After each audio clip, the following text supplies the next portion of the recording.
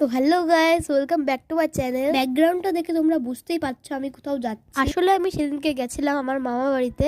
এখান থেকে সন্ধ্যেবেলায় আমরা চলে গেছিলাম একটা মেলায়, যেটা আমার মামা বাড়ির থেকে খুব কাছেই হচ্ছে। এখানে আমরা মেলায় ঢুকে পড়েছি। মেলায় ঢুকতেই দেখতে পেলাম কত সব দোকান, খাবারের অনেক স্টল বসেছে।